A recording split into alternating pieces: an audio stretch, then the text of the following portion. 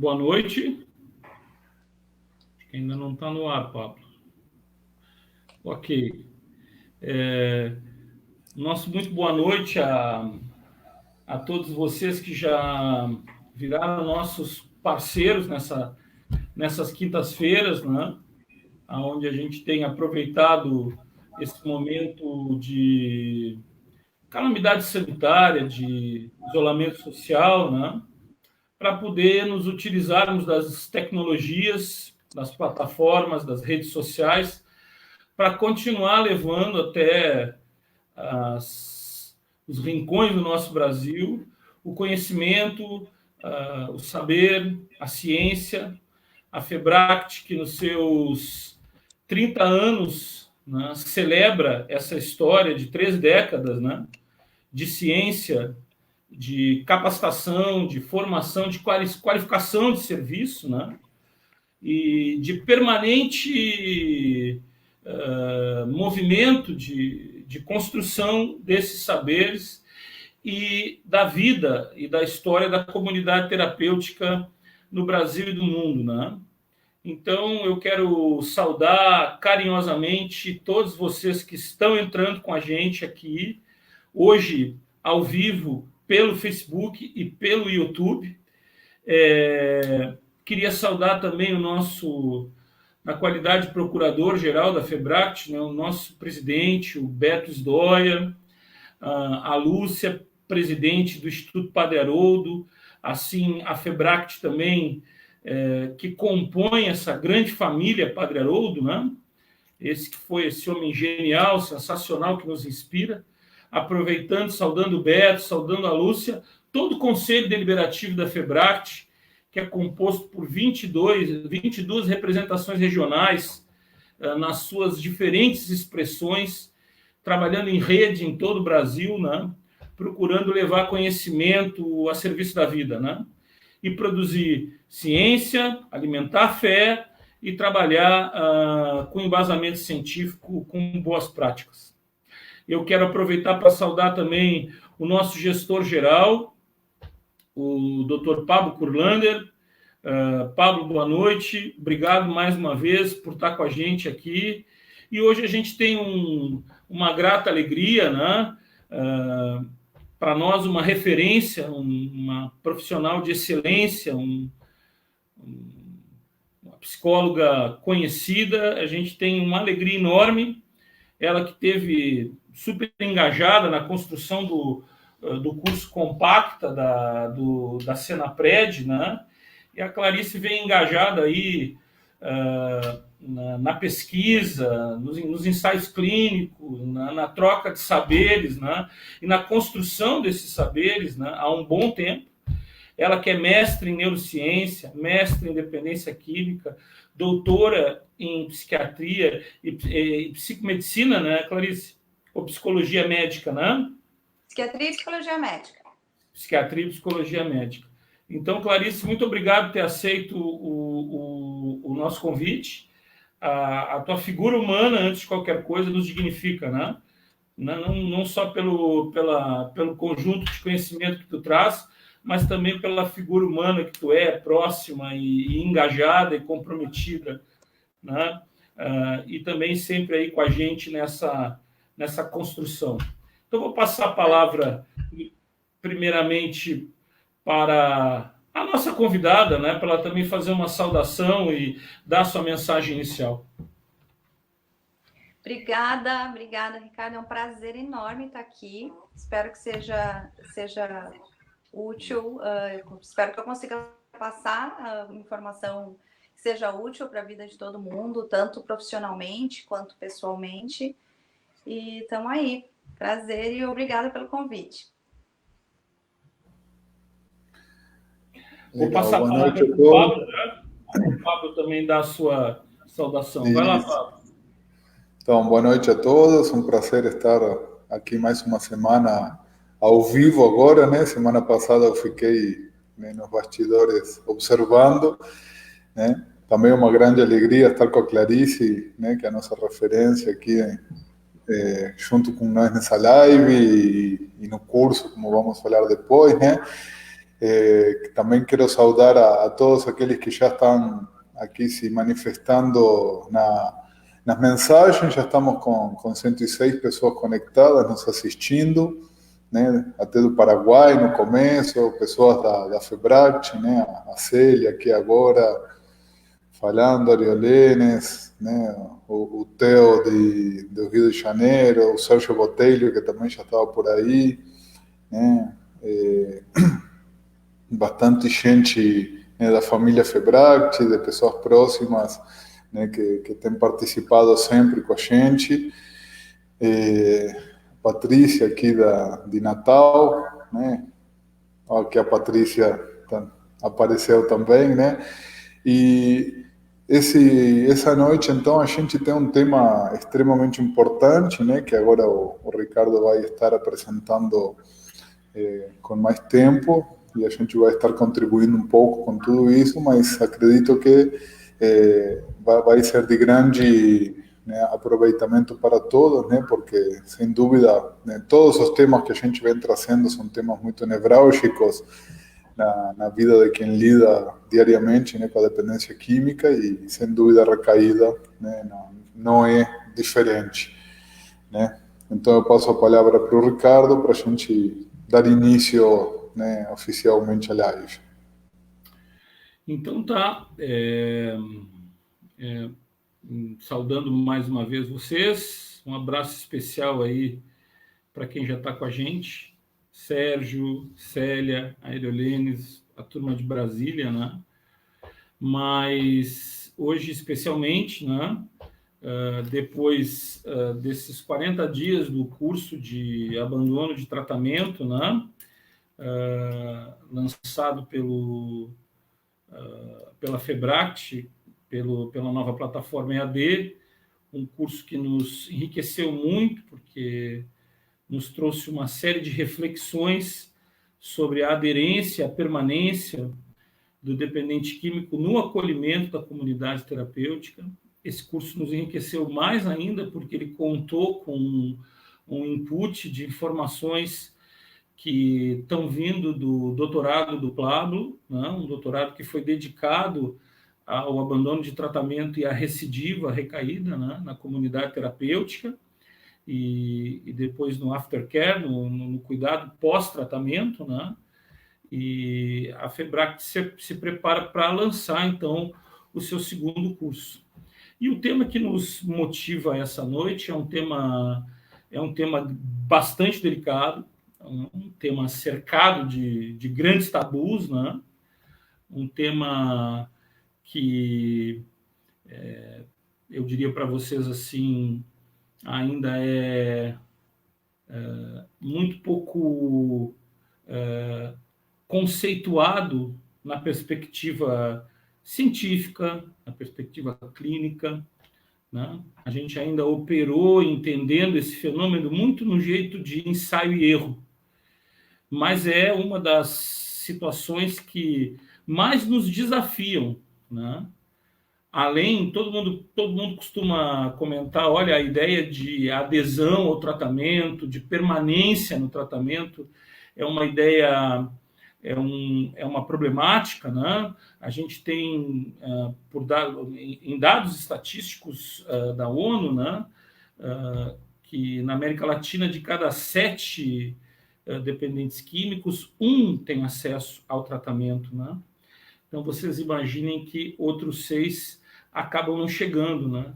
E desse grupo que acessa o tratamento, nós temos um grupo que conclui, nós temos um grupo que abandona, mas, independente disso, as pessoas que se dispõem em algum momento a viver um processo de tratamento e entrar em recuperação, seja vivendo a abstinência ou ainda vivendo a redução de danos, se deparam com um dos grandes desafios, que é a recaída, né? A recidiva. E esse é o tema dessa noite, né? Conceituar a recaída, né? Compreender e tentar refletir nessa hora, 2 horas que a gente vai estar junto, em como manejar, em como fazer um input um aporte de manejos que possam, na realidade, beneficiar o indivíduo, né? Porque já começo dizendo que a ideia de quem trabalha nessa área ou na área de saúde mental não é defender verdades, né? Eu acho que quando se olha para o ser humano, a gente sempre olha na perspectiva do indivíduo, da singularidade, né? Da individualidade. E, nesse sentido, cada pessoa tem uma matéria, é constituída de uma matéria, tem uma forma, tem um jeito de pensar, tem uma identidade. E essa pessoa que vai viver esse programa de tratamento, seja ele ambulatorial, de desintoxicação, na rede álcool e drogas, na comunidade terapêutica, ele terá pela frente o grande desafio, que é uma jornada de busca permanente da manutenção dessa recuperação, da tentativa de viver em abstinência, de se manter em abstinência, ou ainda se manter num processo que eu diria assim, num estado permanente de mudança de comportamento e de manutenção dessa mudança de comportamento.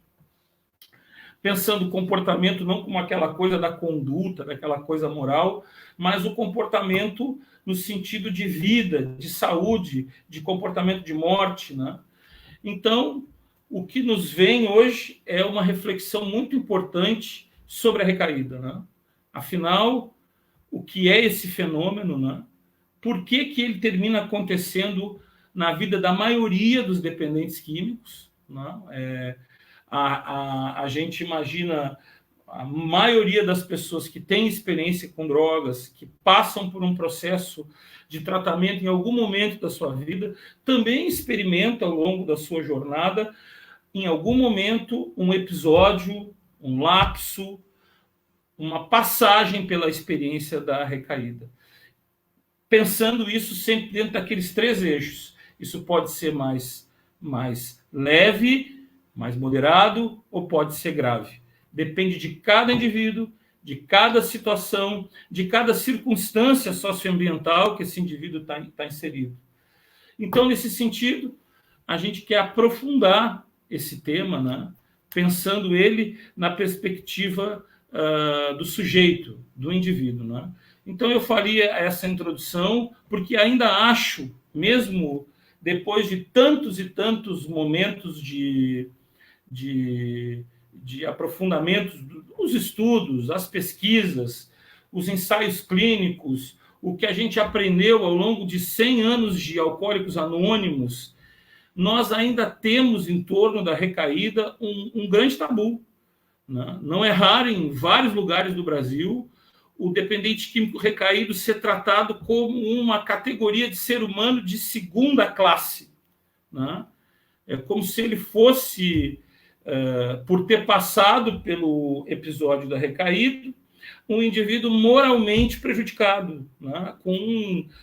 E muitas vezes, por ter passado por esse processo e ter tido, e as pessoas fazerem uma leitura ainda muito primitiva disso, uma leitura moral associada às fraquezas, ao temperamento, né? Terminam por prejudicar ainda mais e afastar esse indivíduo ainda mais da possibilidade de que ele possa transitar por um processo como esse. Nós que trabalhamos com isso há 20 anos, há 30 anos, ajudar esses indivíduos a transitar e a manter a sua trajetória. Então, nós não poderíamos deixar de começar trazendo essas duas perspectivas. Primeiro, dependência química e recaída, dependência química e recidiva, elas estão juntas, elas caminham juntas, né? Eu acho que os meus colegas aqui eles concordam comigo, né? Não tem como dissociar isso, né? Não existe um plano mágico. Não, eu conheço alguns dependentes químicos que ao passar por um processo de tratamento, de acolhimento, seja lá um tratamento ambulatorial, como tenha sido feito, entraram num processo de abstinência ou de mudança de comportamento, e isso teve um sucesso de longo prazo, então há 3 décadas, 4 décadas limpas. Mas isso é exceção, né? A grande maioria das pessoas se atrapalham às vezes, né? Não que eu queira dizer que toda pessoa agora vai recair, não é isso. A grande maioria dos dependentes químicos, com o advento do crack, né, ainda mais com o advento do crack, né, já com o álcool, a gente tinha muitas pesquisas no passado que nos indicavam isso, né, com o alcoolismo, e com o crack ainda, né, que é uma droga avassaladora, a gente tem que pensar e repensar o fenômeno da recaída. Nesse sentido, a gente quer apresentar alguns conceitos e discutir eles com vocês, lembrando que a gente não vende verdades, né? A gente compartilha ideias, a gente divide saberes, né? Nessa perspectiva humanista, né? Existencial, singular. Vamos dar uma olhada no slide? Então, nós também vamos anunciar hoje, né, o lançamento do novo curso EAD da Febract, né? Teremos como convidados nesse curso, me coube a mim, Ricardo, elaborar o curso de 30 horas e fazer o convite a alguns professores para participar. O nosso queridíssimo Lucas Roncati, que foi gestor do programa Recomeço, psicólogo também, vai estar fazendo o módulo do curso de treinamento de habilidades sociais. Já tivemos o Sim da Clarice, que também vai nos brindar com uma aula, né? Estrela de primeira grandeza. O professor Pablo também vai trabalhar conosco nesse curso. Então, vem aí o novo curso de 30 horas da Febract, prevenção, a recaída, conceituação, manejo e prevenção, né? Mais um momento de aprofundamento em tempos de pandemia. Vamos em frente, Pablo. Posso pegar uns ganchos teus? Vamos lá, Clarice. Ricardo? Fica à vontade. Eu adorei o que você falou, eu gostei muito de ouvir o quanto que você está trazendo a ideia da dependência química como uma coisa muito complexa que não tem regras, né? E que esse entendimento de que uma recaída faz parte nunca deveria chegar a precisar se dizer que ela não deve ser mal vista no sentido de não ser aceita. Inclusive, quando eu ouvi você falando, eu fiquei pensando o quanto que no meu pequeno braço clínico, lá de atuação clínica, eu sempre vejo com preocupação, inclusive, pessoas que estão sem nunca ter tido nenhuma recaída. Eu acho até que eu tenho algum preconceito.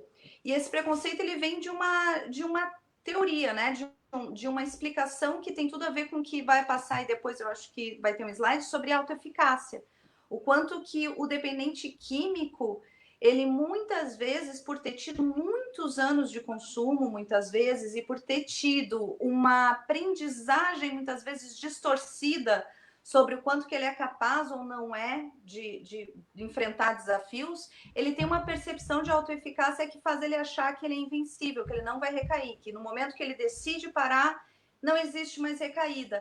E isso, muitas vezes, é perigoso, né? Você ter essa confiança, ela vai fazer com que você não se prepare, não se previna, né? E não use todas essas estratégias de recaída. Então, no lado clínico, eu sempre penso assim, nossa, se essa pessoa já teve uma ou outra lapso ou recaída, eu tenho mais ferramentas para lidar e eu aposto muito mais no sucesso a longo prazo desse paciente do que alguém que diz, não, eu parei e nunca recaí, nunca tive um lapso. Isso me dá uma tensão quase, né? Porque eu acho que é isso, a recaída ela não só faz parte, como ela é uma ferramenta para a gente conseguir mais ainda se permanecer dentro da abstinência. Muito bom, muito bom. Eu gostaria de aproveitar o gancho, que eu acho que ao longo dos anos, os programas de acolhimento, o tratamento, Clarice, ele teve sempre eu digo assim, uma visão muito vertical e muito higienista do problema, né? E essa ideia de... Simplista. Muito bem. E essa ideia, às vezes, de tu terminar passando para o indivíduo que está no processo de tratamento, que a recaída é um monstro, que o recaído é um sujeito... Eu escutei num fórum aqui no Rio Grande do Sul, aproveitar para mandar um abraço para todo mundo do Fórum Permanente das Comunidades Terapêuticas aqui do Rio Grande do Sul, que a gente ocupa a cadeira de vice-presidente. Eu ouvi uma pessoa dizer, para nós, o recaído é um lixo, é uma pessoa fracassada. Eu saí tão chocado de lá com aquela fala, mas isso traz em si uma enculturação de uma ideia de um tratamento que é muito purista, muito higienista. E isso impossibilita, né, o grande desafio, que é o que o curso quer proporcionar, o desenvolvimento de um cabedal de ferramentas que possam prevenir o indivíduo de fazer a recidiva, de entender os sinalizadores, de compreender os sinais. Então, no momento em que tu começa a incluir isso no processo, que acho que é o que tu está falando, tu termina compreendendo também que tudo que é tratado de forma mais clara, mais aberta e mais tranquila, propicia mais saúde. A médio prazo, um indivíduo que se preparou melhor, levando esse vetor como algo presente, ele vai estar mais preparado para construir o seu próprio processo, né? Seu próprio processo de da sua própria autojornada. Eu queria te fazer uma pergunta, Clarice, que o Pablo botou no ar, não sei se tu podia botar de novo aí, Pablo. Sobre aqui, ó. O procurar ajuda depois de uma recaída é sinal de que o programa não funciona? Eu acho que está até no positivo já, né? A frase do Pablo. Eu acho que quando você. É uma afirmação aí, né? É uma afirmação. Então, já está respondendo. Mas eu acho que quando você fala dessas experiências e de ter contato com grupos, né, iniciativas que veem a recaída dessa forma, eu fico chocada ainda. Porque eu penso, vou ser bem direta e reta, eu acho uma hipocrisia, né? Porque faz parte.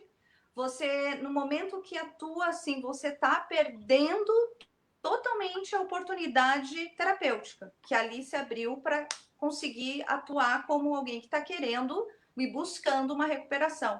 Né? Eu acho que a busca da recuperação, o trabalho nosso de apoiar e tentar colaborar com esse processo pessoal de uma pessoa querer parar de usar uma droga, se você vê dessa forma um lapso ou uma recaída, você está indo contra o princípio principal, né, do tipo de ajuda, que é isso. Se eu abro a possibilidade dessa pessoa voltar para mim e dizer, deu mal, deu ruim, preciso de ajuda, esse é o passo mais importante da recuperação. Né? Essa é a capacidade que a gente está buscando, né, de que a pessoa seja capaz de não mentir, e de procurar essa ajuda admitindo e entendendo, né, que isso é um grande problema. Eu acho que mesmo esse passo muitas vezes não se chega. Né? É um trajeto até conseguir que um dependente químico esteja nesse estágio de dizer, não, isso é perigoso, eu preciso voltar para onde eu estava, eu preciso procurar aquele profissional, eu preciso procurar aquele lugar que tinha feito eu conseguir me manter limpo por algum tempo. Eu fico muito angustiada, né, de ouvir que existem ainda ambientes de recuperação que tratam a recaída dessa forma. E é muito delicado mesmo, porque é muito difícil para alguém que está ralando, que está um dia depois do outro ali, dizer, ok, faz parte, né? Isso é perigoso, pode ser iatrogênico, né? Como a gente fala, pode ser um tipo de abordagem que estimula um comportamento negativo, né? Que justifica para a pessoa, então eu posso ter o meu lapso, então faz parte, ok. Eu acho que é disso que essa abordagem tem medo, né? E tenta evitar. Mas isso tudo vai depender da forma com que o tratamento é levado, a forma com que a abordagem com o usuário, com o ex-usuário, é feita. Né? Então, existem formas de se lidar com isso sem que a gente perca esse paciente no primeiro lapso, por causa que ele vai ter medo de voltar, porque ele sabe que a reação vai ser essa, eu sou um lixo, né? Mas, ao mesmo tempo, faça com que ele acredite que daquela vez ali não vai ter, né? E que ele tem que encarar a possibilidade de lidar com qualquer risco e evitar essa recaída. É delicado, né? Mas me assusta muito o preconceito, me assusta muito encarar o paciente ou o acolhido dessa forma. Interessante, eu vou compartilhar uma experiência que eu tive aqui na minha região. Há um profissional operador de comunidade terapêutica me fez um comentário assim: tu acredita, Ricardo, que o fulano encheu a cara e usou droga e veio aqui bater na porta da instituição? Mas que barbaridade! Eu olhei para ele e disse assim: mas como que tu está me dizendo que é uma barbaridade? Se ele passou por aqui, ele fez uma recaída, ele voltou aqui na porta, te pediu ajuda, ele não voltou para a boca de tráfico, para a beira do bar, para a criminalidade, ele voltou na porta da comunidade terapêutica. Então significa que o que tu fez, o que vocês fizeram, foi bom, porque no meio da angústia, do desespero, ele veio buscar ajuda no lugar certo, né? E ele ficou perplexo, né? Eu digo, é uma questão de visão. Então, tu acha que eu devo receber esse cara? Acolhe, espera ele acordar e decide junto com ele qual é a melhor forma dele poder se encaminhar. Essa foi uma experiência bem interessante, assim. Não, mas ele bateu aqui na porta, eu digo, que bom, isso é sinal de que ele levou alguma coisa de muito bom, né? Porque para ter coragem de chegar nessas condições é porque ficou bom. Mas vamos dar uma olhada aqui num dos slides, Clarice e Pablo, do nosso curso, que é os slides que vão nos trazendo um pouco da conceituação, porque o conceito de recaída, de recidiva, ele não é uma propriedade do universo da dependência química. A recidiva, que seria o conceito clínico, médico da recaída, tem a ver com retorno, resposta, repetição. É o objeto de estudos das ciências médicas, não é um problema de moral ou de caráter, trata-se de um fenômeno associado à saúde integral do indivíduo. Está associado a aspectos subjetivos, orgânicos, comportamentais, ambientais, socioculturais. Passa para o outro, Pablo.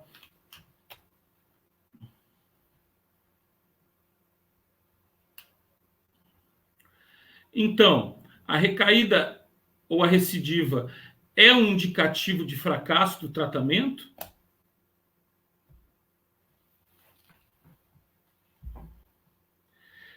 Na Palpitolândia, a Palpitolândia é uma cidade onde a gente vai palpitando, né?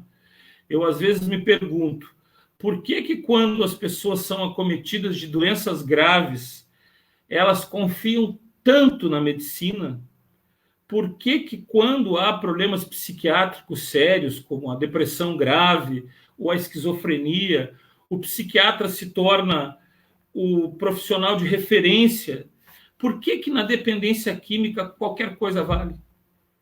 Por que nesse problema qualquer um dá palpite, por que a base de evidência, não excluindo o testemunho e a experiência pessoal, mas por que a gente tem uma tendência a achar que essa palpitologia, essas fórmulas binabulantes, esses cursos de 30 horas que o indivíduo sai com carteira para poder fazer atendimento, quer dizer, e vai dizendo qualquer coisa e falando qualquer coisa. E também, nesse universo da palpitologia, ainda estão incluídos esses conceitos todos rígidos, né?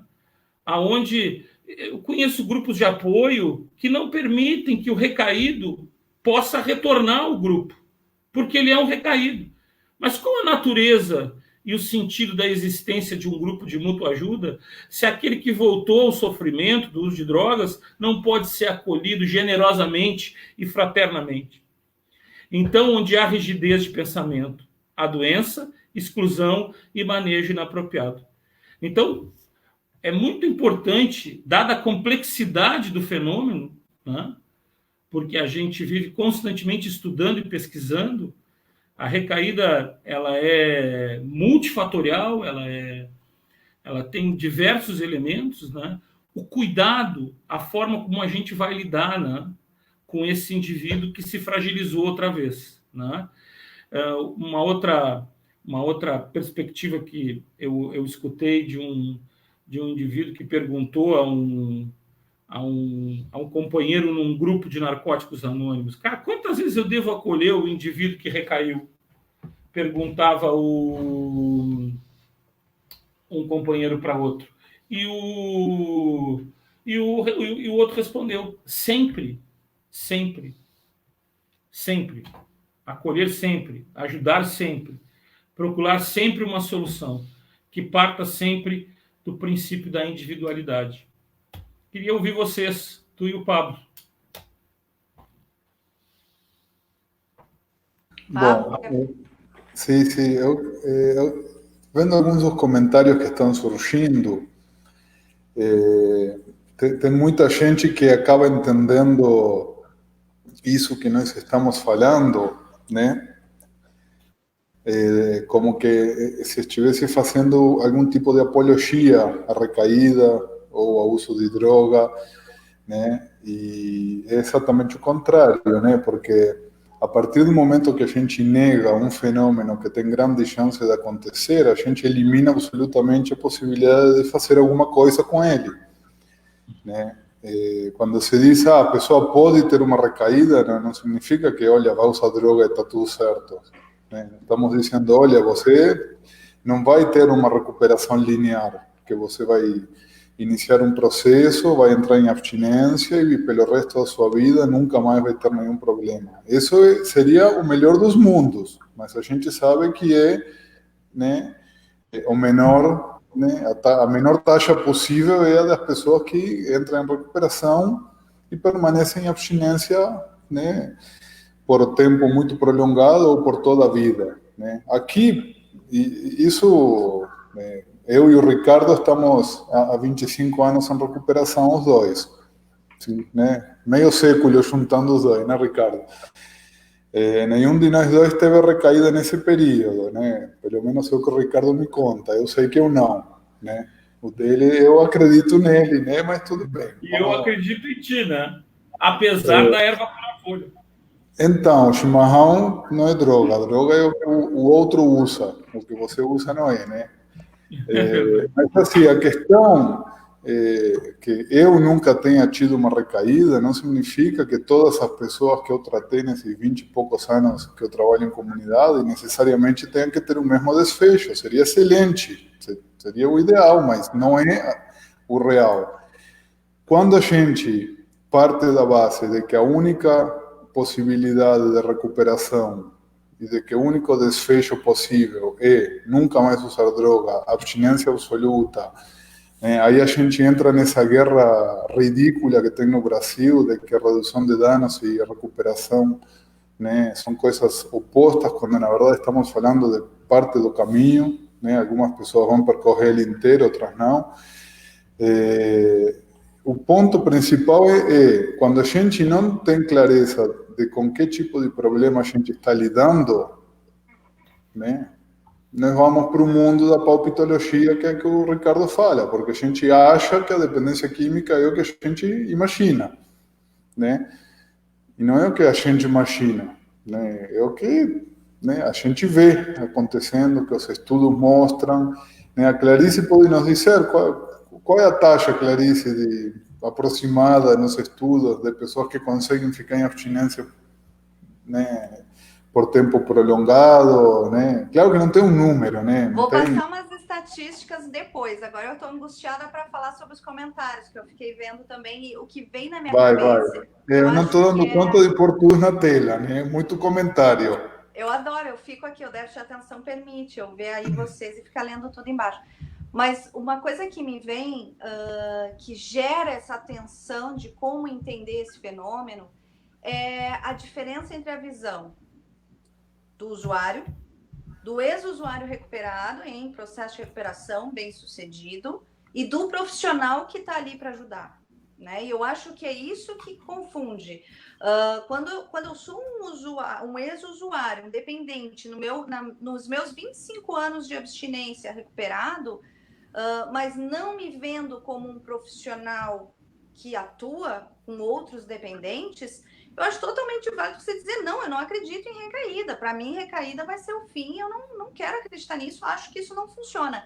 Para mim, né? E eu acho que como a dependência química é um transtorno onde a pessoa que passou por aquilo atua muitas vezes, existe esse papel do conselheiro tão importante, que é o ex-usuário atuar ali dentro, isso fica num conflito, né? Porque daí essa visão demonizada da recaída, do recuperado, ela entra no papel do tratador. Eu acho que aí entra uma delicadeza dentro do tema, que é o que é o discurso e a informação que o profissional que atua com dependentes tem que ter, o conhecimento. Outra coisa que é a abordagem que você usa com quem está em tratamento. E a outra coisa, o que acha aquele que está em tratamento, o que acha aquele que já se recuperou e anda num processo muito bem sucedido de abstinência. Então, são essas visões que eu acho que conflitam, né? Quando a gente viu, quando eu li o comentário ali, não me lembro o nome da pessoa, mas que falou, eu estou há muito tempo sem recair, então vocês estão me recomendando que eu recaia? Óbvio que não, a questão é essa, a questão é o quanto que isso não pode ser a visão do tratador, de não aceitar isso que o Ricardo falou. Enquanto ele recair e vier na minha porta, eu tenho que acolher e eu tenho que entender que faz parte, e talvez para aquela pessoa, infelizmente, como cada dependência é diferente, dependendo do indivíduo que tem ela, talvez para aquela pessoa esse caminho seja muito mais longo e precisem muito mais recaídas, com muitos mais custos diversos, né? De cada vez que recai, às vezes essas recaídas são realmente desastrosas, terríveis, né? Impactam, às vezes uma recaída tem um impacto muito maior do que anos a fio de consumo, muito mais dolorida para o próprio paciente, mas isso não pode se confundir com a visão do tratador, de quem está prestando essa ajuda. Eu acho que é isso que conflitua, né? Não sei se vocês concordam comigo, mas eu acho que essa tensão nesse entendimento tem a ver com os papéis de quem está ouvindo esse conceito, né? E de como se aborda isso com o tratado, né? Com o paciente. Concordo contigo, e acho que esse conflito é um conflito... parece que falar sobre recaída, ou trazer esse conceito, né, mobiliza as pessoas e os dependentes químicos e até os graduados, egressos de comunidade terapêutica, de uma forma muito aterradora, assustadora, né? É como se nós tivéssemos, se eu fosse falar que em algum momento o indivíduo possa recair, é como se eu estivesse dando uma outorga para isso acontecer. Lógico, os nossos esforços, eu vou trazer novamente uma frase, a última vez que o Padre Haroldo participou da reunião do Conselho Deliberativo da FEBRACT, Clarice, ele olhou para todos nós e disse, olha, vocês façam um bom trabalho, vocês têm uma excelente reunião, mas vocês não se esqueçam que o objetivo último de tudo isso é a sobriedade. A sobriedade no conceito do bem viver, da qualidade de vida, né? Porque, lógico, ninguém larga a cocaína, o crack ou o alcoolismo para ter uma vida infeliz. O indivíduo vai se apropriar de uma vida mais plena, mais feliz, vai se autoconhecer, vai se transformar. Então, o objetivo do nosso trabalho, do curso que vai ser lançado e dessa live, é a sobriedade. Porque falar de recaída é poder também preveni-la, ajudar a compreender os sinalizadores, os fatores de risco todos, é poder conversar abertamente sobre isso e, antes de qualquer coisa, humanizar. Porque quando uma pessoa faz um tratamento para uma neoplasia grave, um câncer, e ela faz quimioterapia, ela vai, faz essa quimioterapia, faz o estadiamento da doença, quando volta, sabe se é grave, se é nível 4, nível 1, se tem chance de cura, se vai ser só sobrevida, ou se tem pouco tempo de vida. Aí essa pessoa que tem chance de progredir com o câncer, passa 6 meses, 7 meses e retorna ao médico. E nós sabemos que o câncer é uma doença altamente recidivante. E ele volta. E quando ele volta de forma agressiva e a pessoa precisa fazer a quimio de novo, fazer o estadiamento de novo, passar por um sofrimento pessoal muito duro. Eu não quero fazer assim dados de tragédia, né? porque o câncer é uma doença muito, muito grave, mas a dependência química também é. E assim como o câncer, ela é altamente recidivante. Ela é cíclica. Deixa eu fazer uma intervenção respondendo. Teve mais uma pessoa que perguntou já, né? O Walter, do Desafio Jovem de Santo André, né? Boa noite, Walter, pastor Walter. O Luiz, de Portugal, está perguntando também. A pergunta é quantas vezes a gente pode acolher novamente?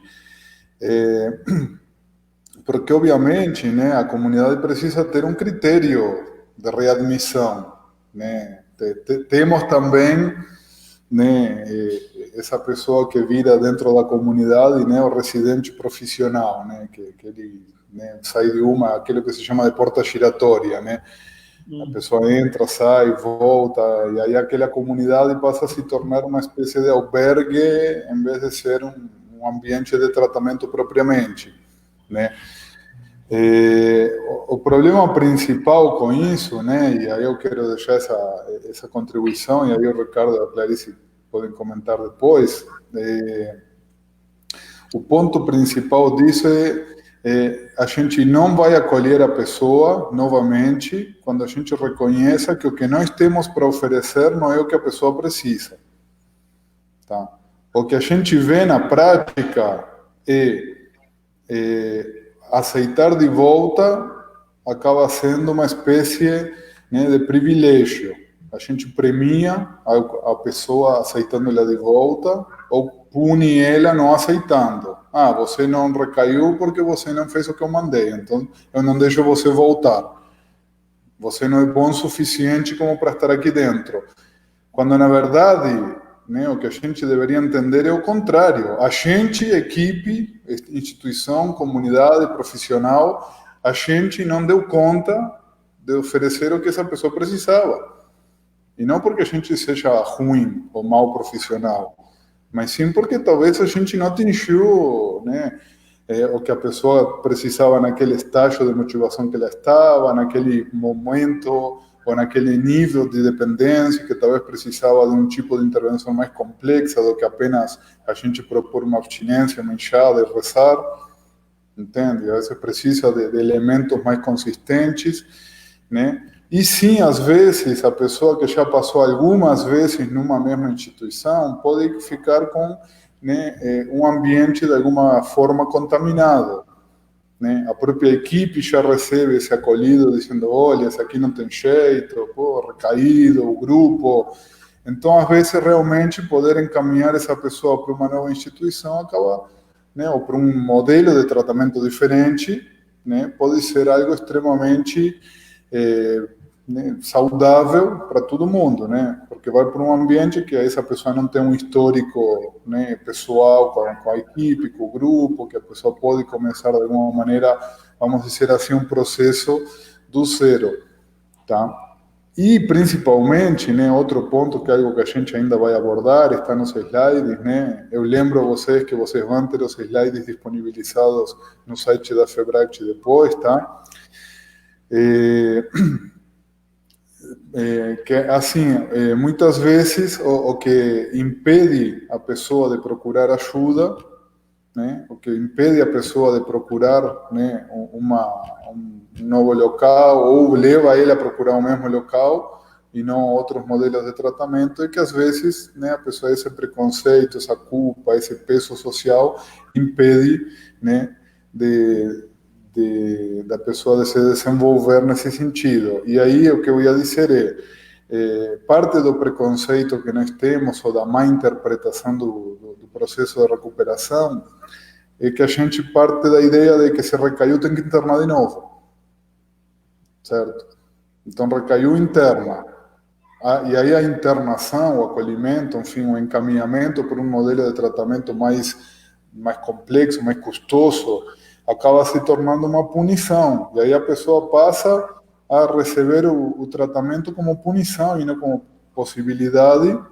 E aí, obviamente, uma pessoa que entra num ambiente em que ela está sendo punida, né, a família pune, agora você vai se internar, né? Eu estou falando mesmo quando é voluntário, né? Se for involuntário, muito mais ainda, né? Porque aí a pessoa realmente não quer ir, mas mesmo a vezes, como falamos na live sobre o abandono, né? E as pessoas, aqueles que são alunos do curso de abandono, já sabem, né? A pessoa, ninguém vai porque quer.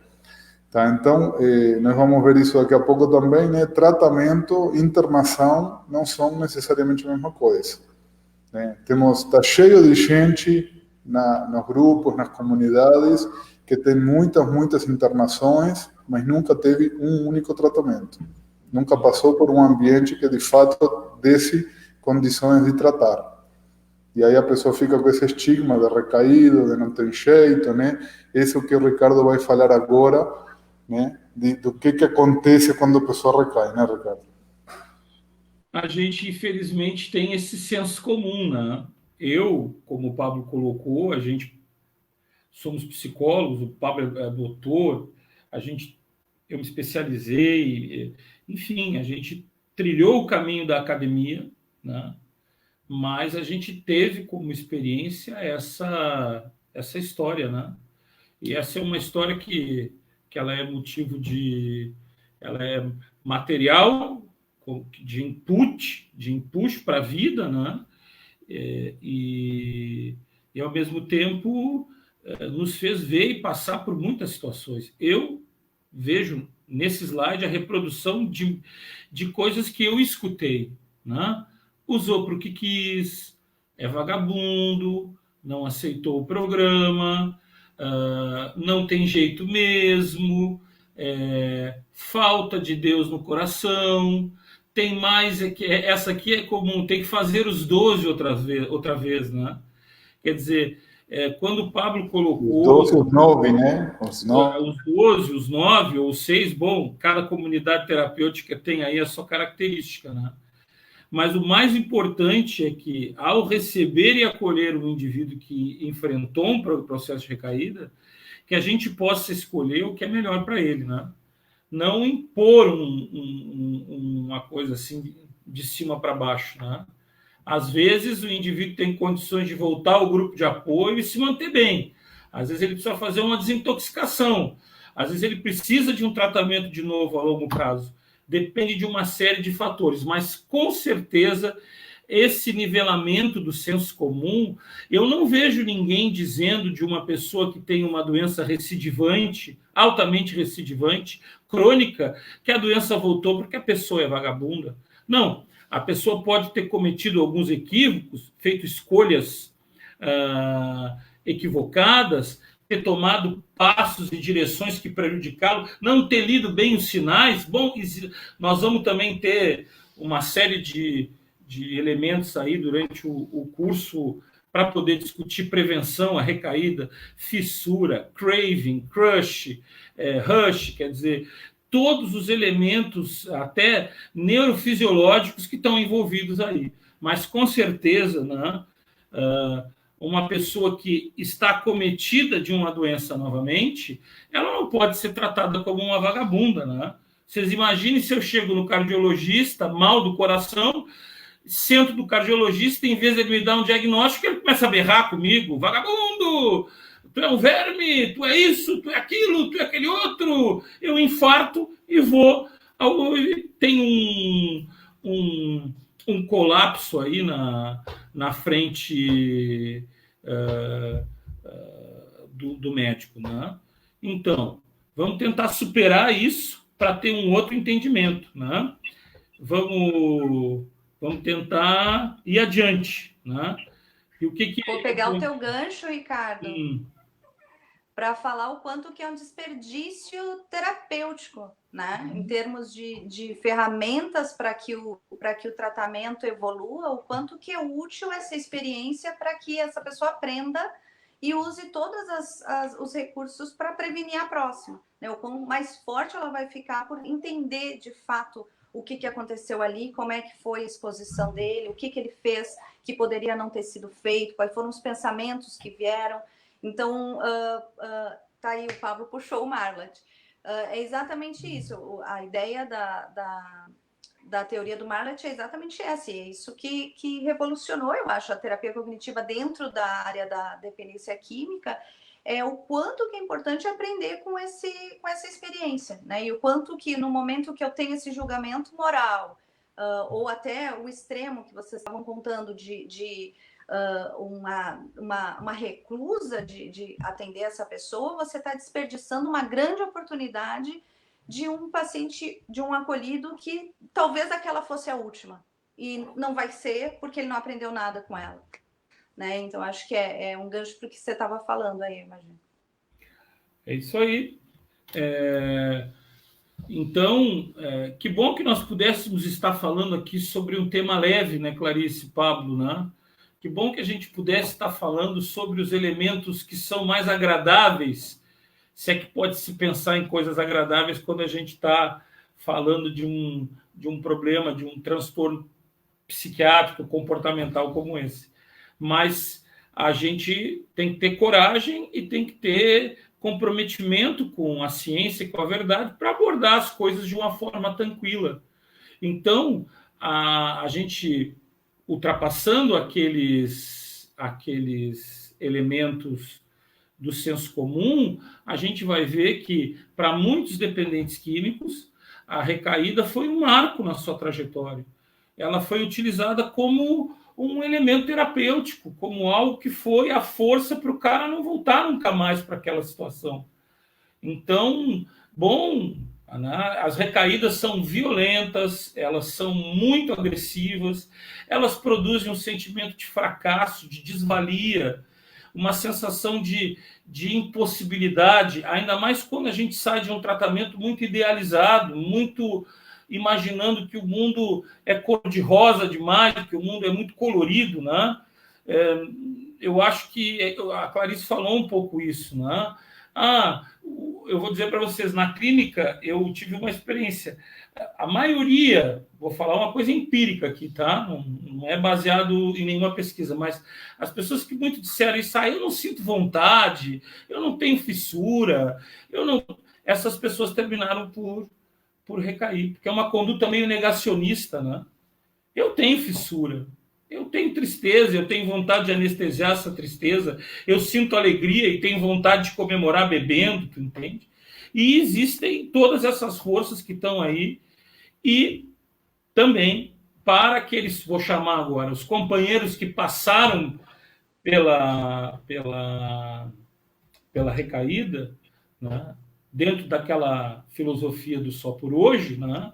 É muito importante que ela possa ser também uma forma de aprendizado e força para que a jornada continue. Porque tu pegar alguém que já está esmagado por uma situação de dor e sofrimento e bater nessa pessoa é uma crueldade. É uma crueldade, né?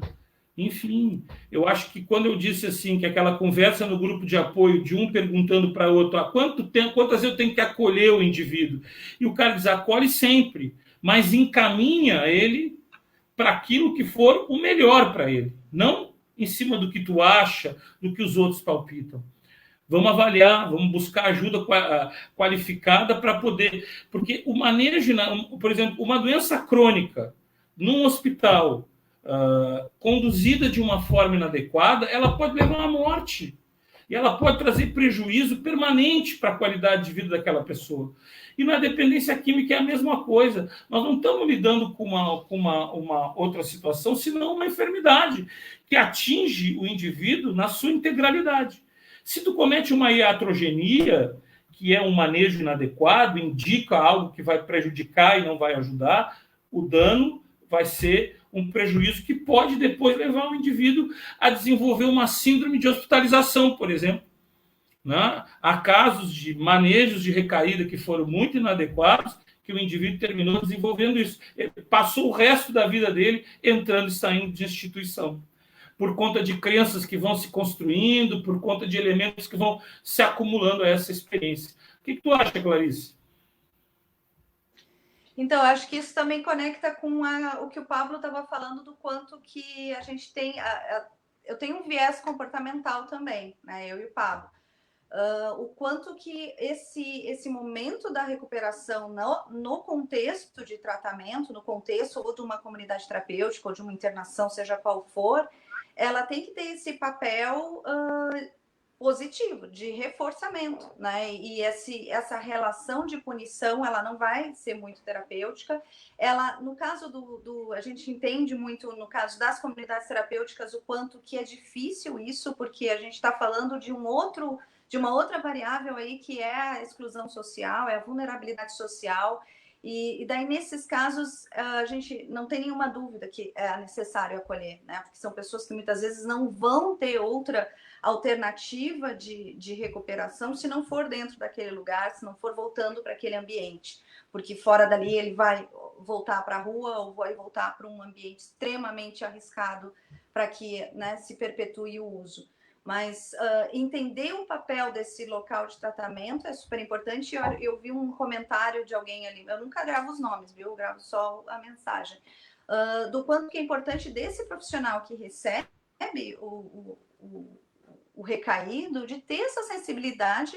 Eu achei maravilhoso o que você falou, Pablo, de o quanto que, independente de qualquer coisa, eu tenho que pensar o que eu posso oferecer nesse momento, nessa situação que essa pessoa está vivendo agora. E o entendimento acho engraçado que a gente entende muito bem as fases do desenvolvimento. As pessoas têm muito claro de que, nossa, eu sou completamente diferente do que eu era na adolescência, e mesmo na minha adolescência eu tive uma fase assim e uma fase assada que eu era completamente diferente. Isso é muito natural. Mas é muito difícil para as pessoas entenderem como, dentro de uma dependência química, isso também acontece. Né? Eu tenho a minha maturidade lá dentro do meu processo de recuperação. Vocês, com a experiência pessoal de vocês, são mestres naturalmente nisso, de entender o quanto que houveram estágios, houveram mudanças e houveram diferentes demandas dentro desse processo. Né? E eu acho que essa sensibilidade do tratador de entender em qual período essa pessoa está e entender que, puxa, talvez aqui eu não tenha nada para oferecer. Talvez essa pessoa ela precise de um outro tipo de abordagem, um outro tipo de ajuda, e daí isso vai ser infinitas possibilidades, tratamentos de comorbidades, tratamento sistêmico com família, entender o contexto da família e mil outras alternativas, mas eu noto dentro de alunos, né, que estão começando a estudar ou que trabalham muito empiricamente e ainda não tiveram esse caminho da aprendizagem formal, a dificuldade de entender que é uma doença muito complexa para se entender uma solução para um percurso que é da vida, né? Eu acho que aí entra de novo, eu vou puxar o que a gente estava falando no começo, eu adoro ser polêmica, mas o embate da redução de danos, né? Que eu acho que bate de novo aí, de não entender que existem fases diferentes, demandas diferentes e que em alguns casos, infelizmente, ficar demandando abstinência vai piorar a situação e que aceitar um período em que essa pessoa vai só ter a manipulação dos riscos outros além do uso, talvez seja necessário, né? Mas isso não vai ser o caso para quem deu um passinho além. Um mini passo além já tira ela dessa demanda e já põe ela com uma meta de abstinência, né? E isso daí vai ser o que vai trazer uma melhora terapêutica. Então, entender o quanto que é uma doença complexa e mutante, né? O quanto que existem diferentes passos no mesmo indivíduo e conforme ele vai atravessando esse caminho, as demandas vão ser diferentes, a atenção que eu dou para ele tem que ser diferente, a abordagem que eu uso vai ser diferente. Né? E às vezes a gente vê um pensamento muito engessado de que vocês estavam falando bem no começo, o problema de pensar de forma enrijecida, de que existe uma verdade absoluta, existe uma única forma de lidar, e isso só vai atrapalhar, né, esse tratamento. Vamos dar mais uma olhadinha nos slides, né? Então aí a gente pode dar uma espiada nessas duas paralelas, né? Dentro do modelo de entendimento da recaída e da recidiva. A gente tem um modelo científico que vai compreender, né, a recidiva como a dependência química como uma doença altamente recidivante, né? As recaídas estão presentes e não sinalizam o fracasso do tratamento, se o indivíduo passou por uma recaída e ele se retoma, isso não significa que o tratamento dele está fracassado, né? Essa coisa, eu me preocupo um pouco com esse negócio, né? Zerou o odômetro. Eu tenho formação psicanalítica, né? Eu aprendi com os meus formadores que a gente não consegue passar borracha em história, não se bota pedra em cima. A gente tem uma história e essa história é composta de diversos ciclos. E ciclos que são dinâmicos, que se alternam, entende? Então não existe, eu não tenho como chegar amanhã na minha sessão de análise e dizer, olha, zera o odômetro que eu quero. Não, eu tenho condições de tomar o cabedal de experiências que eu tenho lá atrás para trazer como força para recomeçar outra vez. Mas nunca, né, a minha história é o alimento para a minha caminhada. O modelo científico vê também a abstinência, a sobriedade, a redução de danos, né? Estão dispostas juntas como possibilidade de tratamento, né? Nem todo mundo vai conseguir chegar da mesma forma ao mesmo lugar, porque nós somos todos diferentes, né? Por que alguns pacientes ficam mais tempo em determinados quadros clínicos e outros em menos tempo? Às vezes o mesmo quadro clínico, um tem mais propensão a se cronificar, o outro não tem, porque há uma singularidade, e não é uma singularidade só do ponto de vista do caráter, da existência ou da formação estrutural psicológica. Tem o universo biomolecular dessa pessoa, a genética, a constituição da fisiologia cerebral. Então, a complexidade que envolve o ser humano é, como eu digo, são mais de 1 trilhão de células nervosas, é do tamanho do universo. Então, não é algo que possa se tratar como se entendia o fenômeno da dependência química no tempo, vamos dizer, no século passado, né? Atribuindo isso porque o indivíduo tinha má formação. Então, os indivíduos que não conseguem manter uma constância, eles acabam por ser um produto com defeito de fábrica, né? Bom, se a gente tomar isso como regra, então toda pessoa que tem uma doença crônica e essa doença volta, ela tem uma falha na constituição dela? Né? Não, os processos humanos são muito delicados e muito sutis, né? Coloca para mim ali, Pablo, o slide novamente, por favor. Então, a recaída resulta de vulnerabilidade, do problema de temperança, né? Do temperamento, né? Associado às fraquezas, representa fracasso e impossibilidade de cumprir um programa ou vivenciar o tratamento.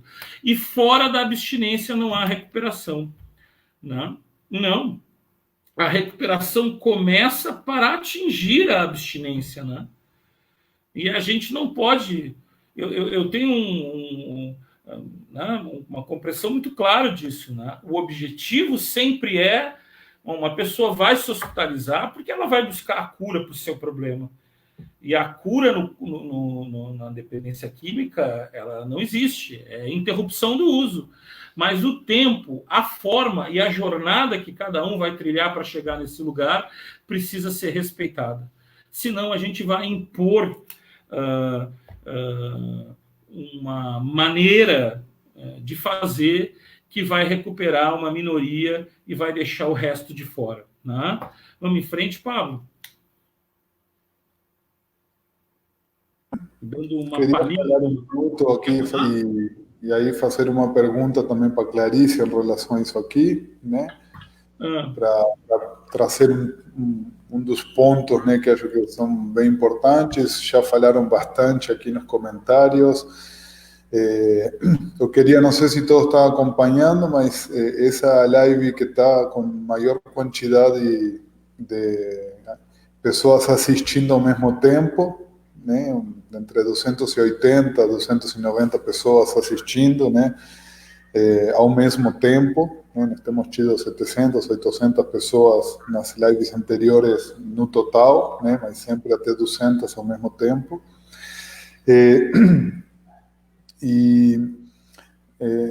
dentro de todas essas abordagens, né, acabamos de ver no slide a questão de novo, eu vou trazer de novo esse tema rapidamente, mas ele apareceu em vários comentários, que é a questão da redução de danos, né?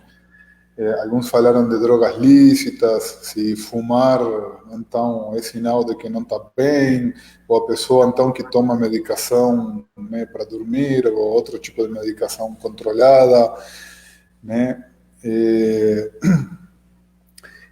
A abstinência acaba sendo, de alguma maneira, nesse processo nosso, né, um tipo de panaceia, né, ou seja, algo que cura todas as coisas, e algo também meio que aquele pote de ouro no final do arco-íris, né? Você faça tudo certinho, que aí você vai ficar limpo. E a gente mede, né? Isso no curso de abandono, a gente fala muito sobre isso, né? Não dá para medir recuperação com abstinência, não dá para medir sucesso com abstinência, nós falamos isso na live do abandono, tá?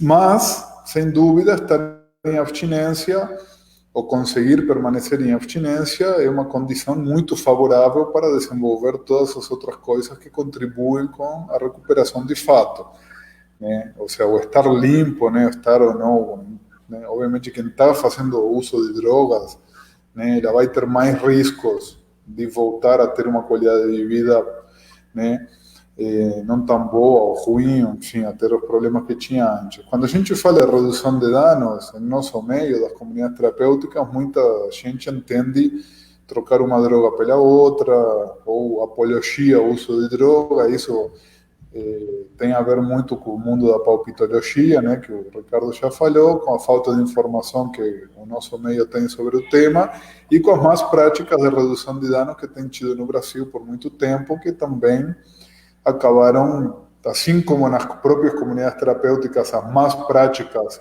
deram uma impressão de que nós somos uma coisa que nós não somos, a redução de danos com eles não foi diferente, nem com eles, enfim, com a redução de danos não foi diferente, porque também as más práticas passaram uma ideia de que a redução de danos é uma coisa negativa ou oposta ou contraditória, quando na verdade a comunidade terapêutica faz redução de danos o tempo todo, porque a gente nunca consegue, né, reduzir todos os danos, né? O próprio, uma comunidade terapêutica que permite o tabaco está fazendo redução de danos, porque essa pessoa que é fumante vai ter mais condição de permanecer em tratamento se pode fumar do que se não pode, por exemplo, né? Depende do programa que se ofereça, tá? Mas quando falamos de redução de danos, nós estamos falando principalmente de plano de atendimento singular. Olha que coisa, né? Quando a gente fala em comunidade terapêutica, a gente fala de plano de atendimento singular, ou seja, né, de fazer um processo que se adapte à pessoa, e não que nem o proposto, né, do gaúcho, que o paciente se adapta ao que a gente tem para oferecer. Então, se a pessoa não se adapta ao que nós temos, é porque não quer, né? E é tudo baseado na obediência, né? Nós vamos chegar lá ainda, né? No curso, o Ricardo vai falar muito mais sobre isso. Mas o interessante, né, como muitos falaram dos grupos de apoio, né, nesse processo, então, né, a Clarice tem algumas informações importantes sobre grupos de apoio, né, Clarice? Quanto que contribuem, a importância que tem, tanto na prevenção da recaída, na manutenção, né? Que estratégia fundamental são os grupos de apoio imprescindíveis realmente nesse processo, né? Então, eu acho curioso, Pablo, que esse tema, ele sofre preconceito, esse tema não, essa abordagem, né? Ela sofre preconceito tanto no extremo como é que é, a palpitolândia, quanto no extremo acadêmico, né? A gente tem os dois extremos sem entender e sem considerar o que de fato se sabe sobre essa abordagem. Eu acho que no meio acadêmico tem a questão do preconceito de entender que é uma abordagem que nasceu sem ser baseada em evidência, né? Ela nasceu espontaneamente da demanda de usuários em processo de recuperação que precisavam de um amparo, que entendiam que essa mútua ajuda era benéfica e era importante para se manter dentro da recuperação, se manter abstinente. E foi muito mais tarde que houveram estudos, que houveram, de fato, dados que mostrassem o quanto que é importante e o quão efetiva são efetivas essas iniciativas.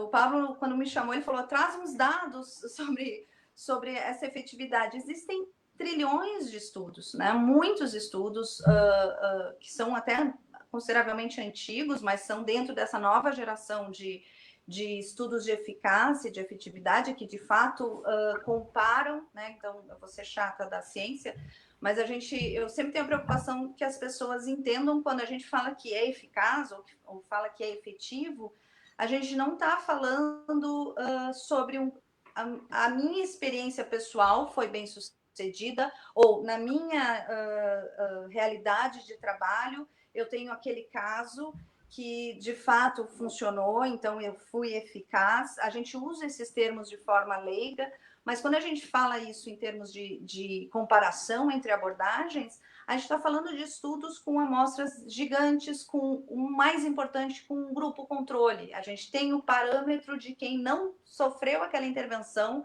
ou não teve aquele tratamento. E levou algum tempo para se ter isso, né?